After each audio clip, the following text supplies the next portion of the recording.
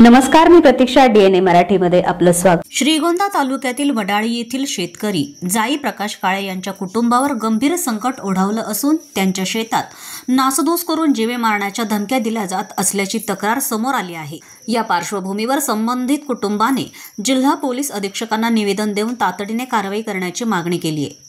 जाई प्रकाश काळे यांचे गट नंबर 286 मधील 66 आरक्षेत्र असून त्यावर त्यांच्या कुटुंबाचा उदरनिर्वाह अवलंबून आहे. मात्र भावाचा मुलगा शरद विद्यावान चव्हाण, प्रियांका चव्हाण, रेश्मा काळे विद्यावान चव्हाण, अंबिदा चव्हाण यांनी संगनमत करून शेतातील पिकांचं नुकसान केलं. तसेच शेतात जाण्याचा रस्ता अडवून काळे कुटुंबियांवर शिवीगाळ, दमदाटी आणि मारहाण केल्याचा आरोप करण्यात आला आहे.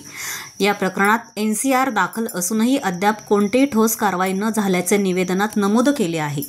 याशिवाय आरोपींनी शस्त्र दाखवून घर पेटवून देण्याच्या धमक्या दिल्या असून खोटे विनयभंगाचे गुन्हे तसेच ॲट्रॉसिटी अंतर्गत गुन्हा दाखल करण्याचीही धमकी दिल्यानं शेतकरी कुटुंब भयभीत झाले आहे.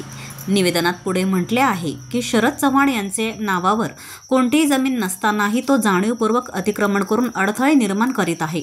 शरद विद्यावान चव्हाण, प्रियांका चव्हाण, रेश्मा काळे विद्यावान चव्हाण, अंबिदा चव्हाण यांनी पारगाव येथे बोलावून प्रकाश काळे, जाई काळे, धीरज काळे, वैशाली काळे, राजवीर काळे यांच्यावर जीवघेणा हल्ला केला असून हे श्रीगोंदा पोलीस चौकीवर रुग्णालयात गेले असता तेथे देखील यांना मारहाण करण्यात आली.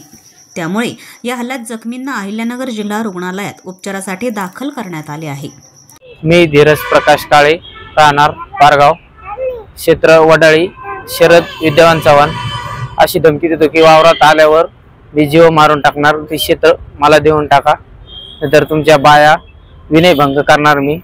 आणि वडिलांना काल पारगावात आपल्याला मिटून घ्यायचं बैठक हे बोलून त्यांनी मारहाण केली दगडाने. आई गंभीर आहे, भाऊजाईला पण लागलेले आणि वडील लय सिरियस आहे. गलोरीच्या खड्याने डोळ्यावर मारले, डोळ्याचं ऑपरेशन सांगितले, सिव्हिलमध्ये ॲडमिट येतं.